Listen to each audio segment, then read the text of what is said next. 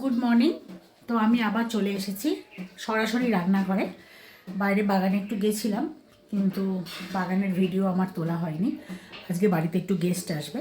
Guest মানে ওই আমার ছোটো মেয়ে জিডি গোয়েঙ্কায় পড়ে, ওর এক বান্ধবী আর তার মা আসবে। অনেক দিন ধরেই মানে আসবে আসবে করছে, কিন্তু বিভিন্ন কারণে সেটা হয়ে উঠছে না। তো আজকে হবে আর কি, আজকে আসবে দুপুরবেলা। তো আমি ডেফিনেটলি একটু রান্নায় ব্যস্ত, ওই জন্য একটু তাড়াতাড়ি শুরু করেছি। তো আজকে যে মেনুগুলো হবে, সেই মেনুগুলোর মধ্যে স্পেশাল যে দুটো হবে সেটা হচ্ছে গলদা চিংড়ির মালাইকারি আর পাঁঠার মাংস মানে মাটন। তো আগে আমি যেটা করব সেটা হচ্ছে মাটনটা করব, কারণ ওর মশলাটা আমি আগে রেডি করেছি। চিংড়ি মাছটা একটু দেরি করে এসছে বলে ওর মশলাটা একটু পরে হয়েছে। তো তোমাদের সাথে আমি শেয়ার করব। তো দেখো, এই হচ্ছে আমার মাটন। এটা হচ্ছে 1 কিলো আছে এখানে। তার জন্য আমি জোগাড়ে এই দেখো পেঁয়াজ কেটে নিয়েছি। আর এইটা হচ্ছে আদা, কাঁচা লঙ্কা, আর এর মধ্যে কী দিয়েছি, রসুন দিয়েছি। রসুন, আদা আর কাঁচা লঙ্কা দিয়ে একটা পেস্ট বানিয়েছি। আর একটা সম্পূর্ণ টমেটো, এই দুটো আমি তৈরি করে নিয়েছি। আর মাটন তো আলু ছাড়া ভাবাই যায় না। মাটন হবে অথচ আলু, এটা ভাবাই যায় না। আমরা তো প্রচণ্ড ভালোবাসি, আমার মনে হয় এটা সবাই ভালোবাসে। এই আর মোটামুটি আমি রেডি করে নিয়েছি। কড়াইটা বসিয়েছি, গ্যাস এখনও জ্বালাইনি। তো এবার শুরু করব। আগে মাটনটা করব, তারপর গলদা চিংড়িটা করব। তো ইচ্ছা আছে দুটোই তোমাদের সাথে একটু শেয়ার করব। তো ফার্স্টেই যেটা আমি দেব, দেখো কড়াইতে আমি তেল দিয়ে দিয়েছি। আর ফোড়ন হিসাবে ফার্স্টেই দেব হচ্ছে একটা তেজপাতা আর দুটো শুকনো লঙ্কা, এই ফোড়নে দিলাম। আর দেব হচ্ছে গিয়ে গোটা জিরে।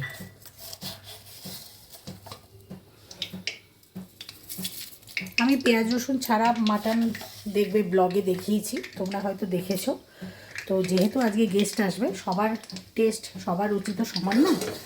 আবার ওরা হচ্ছে নন বেঙ্গলি, সুতরাং শুনেছি নন বেঙ্গলিরা একটু পেঁয়াজ রসুনটা খায়। এবার কে কী খায় কীরাম, এই ফার্স্ট আমার বাড়িতে আসছে, ওই জন্য আজকে পেঁয়াজ রসুন দিয়েই আমি মাটনটা তৈরি করব। তো দেখো ফোড়নটা আমি দিয়ে দিয়েছি। ফোড়নটা একটু সুন্দর করে ভাজা ভাজা হলে আমি এই কেটে রাখা পেঁয়াজগুলো, সরি, তার আগে আমাকে আলুটা ভেজে নিতে হবে। আলুটা একটু ভেজে তুলে নিতে হবে। তো এখন আমি এখানে আলুটা দিয়ে দেবো। আলুটা ভাজা হতে হতে আমার ফোড়নটা আরও সুন্দরভাবে ভাজা হয়ে যাবে।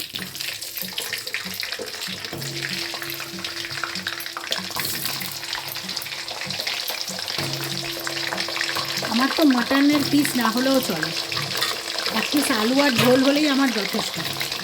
মাটনটা যদিও বা আমার বাড়িতে খুব একটা হয় না, কারণ ওটা আমাদের খাওয়াটা ঠিক না, ঠিক আছে। তো কিন্তু যখনই হয় না কেন আমার মাটনের দরকার হয় না, আমার একটু আলু আর ঝোল হলেই হলো। তো ঠিক আছে, আমি এখানে আলুগুলোকে সুন্দর করে ভেজে নেব। ফার্স্টে একটু লাল লাল করে ভেজে, এগুলো নতুন আলু দিয়েছি। যদিও বা বললো তো চন্দ্রমুখী, এখন জানি না কতদূর কি সেদ্ধ হবে। আমি যদিও বা প্রেশারে দেবো। তো আলুটা লাল লাল করে ভেজে তারপর আমি এখানে পেঁয়াজগুলো দিয়ে দেবো। তো দেখো আমার আলুগুলো ভাজা হয়ে গেছে। এবার আমি এই তেলের মধ্যে পেঁয়াজটা সম্পূর্ণ দিয়ে দেব।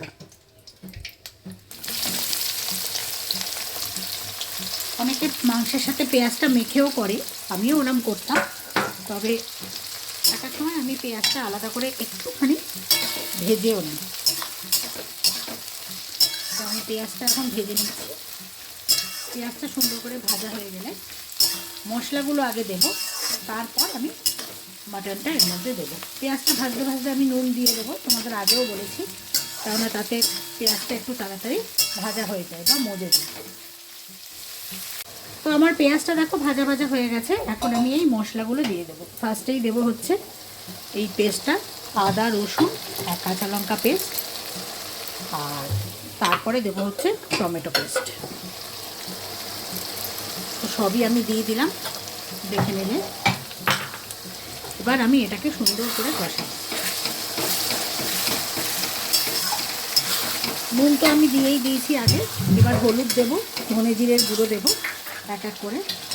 তো ফার্স্টে যেটা দেবো সেটা হচ্ছে নুন দিয়ে দিয়েছি, এবার দেবো হলুদ। এই আমি হলুদ দিলাম। এবার ধনে জিরের গুঁড়োটা দেবো।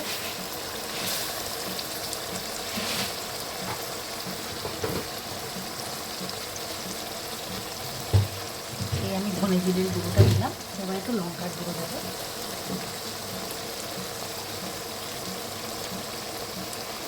লঙ্কার গুঁড়ো দিলাম। লঙ্কার গুঁড়োটা দিতে একটু ভয় লাগে, ছেলে মানুষরা সব খাবে তো, যদি আবার বেশি ঝাল হয়ে যায়। তো দেখো আমি হলুদ, ধনে জিরের গুঁড়ো, লঙ্কার গুঁড়ো সবই কিন্তু দিয়ে দিয়েছি। এবার আমি এটাকে কষাবো, ভালো করে কষাবো এবং মাটনটাও এর মধ্যে দিয়ে দেবো। মাটনটা দিয়ে কষাবো। এবার আমি মাটনটা এর মধ্যে দিয়ে দিচ্ছি। এই দিয়ে দিলাম। পুরো মাটনটা কিন্তু আমি এর মধ্যে দিয়ে দিয়েছি। এখানে 1 কিলো মাটন আছে এবং এটাকে আমি সুন্দর করে কষাবো। একদম কষিয়ে ওই আমার ওই একই থিওরি, যতক্ষণ না পর্যন্ত মশলার গা থেকে একেবারে তেল ছেড়ে আসে। তো দেখো মাংসটা কষিয়ে আমার এই পর্যায়ে এসছে। এটা আরও অনেক কষবে, এখনও কিন্তু তেল ছাড়েনি। তারপরে যে রসুন আদা দেওয়া হয়েছে তার গন্ধটাও কাটবে, তারপরে তেল ছাড়বে। তো এখন আমি কষানো চালিয়ে যাচ্ছি, তাই তোমাদের সাথে একটু শেয়ার করলাম। দেখো মাটনে আমি একটুও জল দিইনি, তোমাদের সামনেই বসালাম। দেখো কত জল বেরোচ্ছে, এই দেখো, দেখতে পাচ্ছ তো? আমি কিন্তু একটুও জল দিইনি। এই জলটাকে বাড়িয়ে বাড়িয়ে, মানে গ্যাসটা বাড়িয়ে পুরো টানাবো, টানালেই তেল ছাড়বে। তারপর আমি এটাকে ইয়েতে বসাবো, প্রেশারে দেবো। সেটা তো দিতেই হবে, কষিয়ে করবো না, প্রেশারে খাওয়ানো রাত্রে বাপ শক্ত হলে আবার অনেকে খেতে পারবে না। এখন আমার কষানো চলছে। মাটনে এটাই, মাটন বলে না, যে কোনো খাবারই যত তুমি কষাবে তত জিনিসটা সুন্দর হবে। দেখো আস্তে আস্তে কিন্তু তেল ছেড়ে দিচ্ছে, দেখছো তো? এই দেখো তেল ছাড়ছে মাটনটা। এটা আরও তেল ছাড়বে, একদম মোটামুটি একটুখানি ড্রাই মতন হয়ে যাবে। তারপর আমি গরম জল দিয়ে আলু দিয়ে এটাকে প্রেশারের মধ্যে সিটি মারতে বসাবো। এখন আপাতত এটা কড়াইতেই কষানো হচ্ছে, মানে কষানো এখনও চলছে, এই আর কি। তো দেখো মাংসটা কিন্তু এখনও কষানো হচ্ছে, দেখতেই পাচ্ছ। মোটামুটি তেল কিন্তু আস্তে আস্তে ছেড়ে দিচ্ছে। তেল কিন্তু অনেকটাই বেশ ছেড়ে দিয়েছে, তোমরা দেখতে পাচ্ছ। এই দেখো, দেখেছো তো তেল কতটা ছেড়ে দিয়েছে। এই অবস্থায় আর একটু নাড়িয়ে আমি এটাকে প্রেসারে দেব। গ্যাসটা বাড়িয়ে নেব।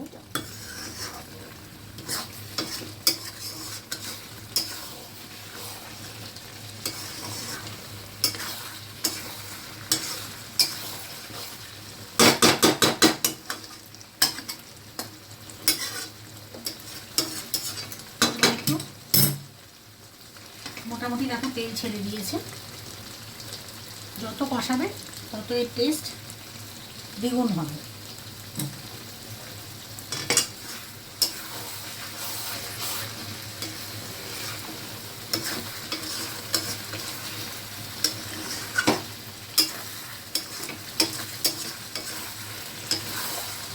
না কষালে, মানে খুন্তি না নাড়ালে কিন্তু নিচে আবার লেগে যাবে। ওই জন্য যখন একেবারে তেল মোটামুটি ছেড়ে দেবে তখন খুন্তিটা তোমাকে নাড়িয়েই যেতে হবে, মানে মাংসটাকে নাড়াতেই হবে, নাহলেই নিচে লেগে থাকার সম্ভাবনা থাকে, নিচে লেগে দিতে চায়। তো মোটামুটি আমার এই পর্যায়ে কষানো একেবারেই হয়ে গেছে, যা আমার মনে হচ্ছে। কাঁচা মশলার গন্ধও দূর হয়ে গেছে। এখন আমি মাংসটাকে ইয়ের মধ্যে দেবো, মানে প্রেশার কুকারের মধ্যে দেবো। ঠিক আছে, প্রেশার কুকারের মধ্যে দিয়ে আমি আবার তোমাদের সঙ্গে শেয়ার করব। এই দেখো, আমি প্রেশারের মধ্যে মাংস দিয়ে দিয়েছি, দেখতে পাচ্ছ। কাঁচা লঙ্কা কিছু চিড়ে চিড়ে দিয়েছি আর আলু দিয়ে দিয়েছি।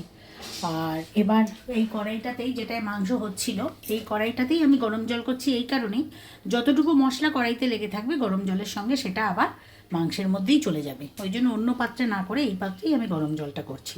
তো গরম জল হয়ে গেলে আমি এই প্রেশারের মধ্যে যতটুকু আমার ঝোলের দরকার আমি রেখে দেব, দিয়ে এটাকে স্টিমে বসিয়ে দেব। দেখো, আমি গরম জলটা এর মধ্যে দিয়ে দিয়েছি। দেখে যেন মনে হচ্ছে অলরেডি ঝোল তৈরি হয়ে গেছে, না গো, জাস্ট গরম জলটা দিয়েছি। এবার আমি এটাকে স্টিমে বসাবো। তো এই দেখো, অলরেডি আমি প্রেশারে বসিয়ে দিয়েছি আর পাশে কড়াইও বসিয়ে দিয়েছি, কেন তোমাদের বলেছি যে চিংড়ি মাছের মালাইকারি হবে। তো এই দেখো, চিংড়ি মাছগুলো অলরেডি আমি নিয়ে নিয়েছি। এবারে এগুলো একটু নুন হলুদ মাখিয়ে জাস্ট একটু, মানে খুব ভাজবো না, জাস্ট একটু এপিটুপিট করে নেব। আর মশলা করে নিয়েছি, এর মধ্যে আছে আদা রসুন পেস্ট, পেঁয়াজ পেস্ট, কাঁচা লঙ্কা পেস্ট, সব পেস্ট এর মধ্যে। ঠিক আছে, মশলাটাও তৈরি হয়ে গেছে। আর সঙ্গে আছে এই, আমি পাউচ ব্যবহার করি, কেননা নারকোলের দুধ, নারকোলকে কুড়িয়ে গরম জল করে দুধ তোলার এখন আর ইচ্ছাও নেই আর সময়ও নেই, তাই আমি রেডিমেড কিনে নিয়ে এসেছি। এটাকে গরম জলে ভিজিয়ে রাখলেই নারকোলের দুধ রেডি হয়ে যাবে। কেননা তোমরা জানো চিংড়ি মাছের মালাইকারিতে নারকেলের দুধ লাগে। তো আমার সমস্ত ইনগ্রিডিয়েন্টস কিন্তু রেডি, জাস্ট এখন আমি করব। তো দেখো, আমার চিংড়ি মাছগুলো কিন্তু মোটামুটিভাবে ভেজে নিয়েছি। তেলটায় দেখো, চিংড়ি মাছ ভেজেছি বলে কেমন ফেনা হয়ে গেছে, তো ফেনাটা সরালেই তেলটা দেখা যাবে। তো এর মধ্যে এখন ফোড়ন হিসাবে আমি যেটা দেবো সেটা হচ্ছে কিছু গোটা গরম মশলা। তো এলাচটা অলরেডি দিয়ে দিয়েছি, এবার কিছু, দারচিনিটা অলরেডি দিয়ে দিয়েছি, এবার একটু এলাচ দিলাম। তো এবার এগুলো ঢুকিয়ে রাখি, আর আমার দরকার নেই। একটু লবঙ্গও দেওয়া যেতে পারে, ভালো লাগে খেতে। লবঙ্গটা না একদম নিচে পড়ে যায়, এই উঠেছে। তো কটা লবঙ্গও দিয়ে দিলাম, এই 1 2 3। তো মশলাগুলো ঢুকিয়ে রাখি। তো ফোড়নে আমি এই দেব, আর একটু গোটা জিরে দেবো, কেননা এটা তো মালাইকারি, কালো জিরে ফিরে কিছুই খাটবে না। তো সামান্য একটু গোটা জিরে দিলাম, আর দেবো একটা শুকনো লঙ্কা। এই একটা শুকনো লঙ্কা দিয়ে দিলাম। এই আমার ফোড়নটা এবার সুন্দর করে ভাজা ভাজা হলে আমি মশলাটা দিয়ে দেবো। এই আমার মশলা তৈরি করা আছে, তোমাদের আগেই দেখিয়েছি। এখন আমি মশলাটা দিয়ে দেবো। ফোড়ন আমার ভাজা ভাজা হয়ে গেছে। তো এই আমি মশলাটা এর মধ্যে দিয়ে দিয়েছি। এখন একটু জল দেবো, তাহলে পুরো মশলাটা যায় না, মিক্সিং বোলের মধ্যে আটকে থাকে। জল দিয়ে মিশিয়ে এবার এইটাকে আমি দিয়ে দিলাম। সম্পূর্ণ মশলাটাই আমার চলে গেছে। এখন আমি এটাকে সুন্দর করে মশলাটাকে সাতলাবো এবং এর মধ্যে দিয়ে দেবো, ফার্স্টেই দেবো হচ্ছে স্বাদ অনুসারে নুন, তারপরে দেবো হলুদ,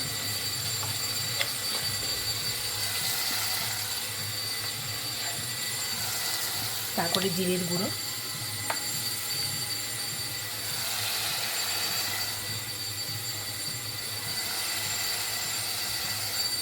তারপরে একটু লঙ্কার গুঁড়ো, ব্যাস এই আমি দিয়ে দিলাম। এবার এটাকে পাতলাবো। এটা কিন্তু একটু মালাইকারি, তো একটু চিনি দিতে হবে, তার জন্য একটু চিনি দেবো, কারণ এটা একটু মিষ্টি মিষ্টি হয়। তাও তোমাদের বলছি, তোমরা যদি কেউ মনে করো যে চিনিটা একেবারেই ভালো লাগে না খেতে, সেক্ষেত্রে সে নাও দিতে পারে, তবে এটা দিলে কিন্তু ভালো লাগে। এই একটু চিনি দিলাম, এই আর দেবো না। তো এটা ভালো করে কষানো হয়ে গেলে, এখন নারকেলের দুধটা আমি বানিয়ে নিয়েছি গরম জল দিয়ে, ওই প্যাকেটের ডাস্টটা দিয়ে। তো এটা ভালো করে কষানো হয়ে গেলে আমি নারকেলের দুধটা এর মধ্যে দিয়ে দেবো। এবার দেখো আমি চিংড়ি মাছগুলো দিয়ে দিয়েছি। চিংড়ি মাছটা একটু শক্ত প্রজাতির মাছ, মানে একটু শক্ত আর কি মাছটা, তো ভেঙে যাওয়ার চান্স কম থাকে ওই জন্য। আর আমি এমন একটা খুব একটা কড়া করে মানে লাল লাল করে ভাজিনি, জাস্ট সতে টাইপের করে নিয়েছি। তো এবার চিংড়ি মাছটা দিয়ে এটাকে কষাবো যাতে চিংড়ি মাছের ভিতরে মশলার ইয়েটা সুন্দর করে ঢুকে যায়। তো চিংড়ি মাছটা দিয়ে এবার আমি এটাকে কষাচ্ছি। একেবারে যখন তেল ছেড়ে আসবে তখন এইটার মধ্যে আমি নারকেলের দুধটা অ্যাড করে দেবো। তো দেখতে থাকো। এখন এটা ফুটছে, বুঝতেই পারছো। এটা আমি আর কমিয়ে রাখবো না। তেল যখন একদম পুরোপুরি ছেড়ে আসবে তখন আমার যতটুকু জলের দরকার জল দিয়ে তারপর এটাকে আমি সিম করে রাখবো। দেখো চিংড়ি মাছটা আমার এই পর্যায়ে এসছে। এখন আমি কিছু কুচি করে রেখেছি কাঁচা লঙ্কা, সেটা এর উপর দিয়ে দিলাম। তবু আমার কিন্তু ভালো করে আরও তেল ছাড়লে তারপর আমি এখানে জল অ্যাড করব। আর এই দেখো আমার মাংসটা কিন্তু হয়ে গেছে। এই দেখো আমি গ্যাস বন্ধ করে দিয়েছি, জাস্ট স্টিমে আছে। এখন এই নিজে থেকে যখন ফুলে যাবে তখনই এটা খুলে আমি তোমাদের সঙ্গে শেয়ার করব। তো এখন আপাতত চিংড়ি মাছটা হচ্ছে, এই দেখো আস্তে আস্তে তেল ছাড়ছে। এবারে আমি জল দেবো আর কি, পুরোটা ছাড়ুক, মানে না মশলার গন্ধ করবে। এত বড় বড় চিংড়ি মাছ না, আর কড়াইটা হয়ে গেছে ছোটো কড়াই, যেটাকে ভালো করে নাড়াতেও পাচ্ছি না। তাই নিচে দিয়ে একটু খোঁচা দিয়ে দিচ্ছি যাতে লেগে না যায়।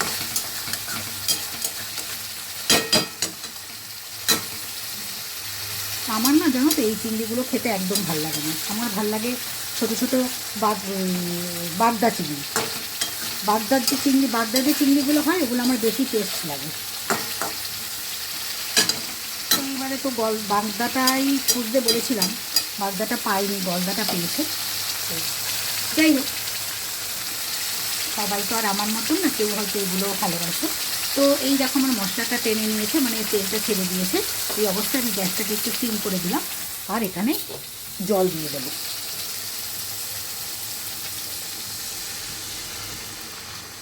ব্যাস এইটুকু জল আমি দেবো। জাস্ট চিংড়ি মাছটা একটু ফুটবে, একটু নাড়িয়ে দিই নিচ থেকে। মশলাটা শক্ত হয়ে গেছে একদম।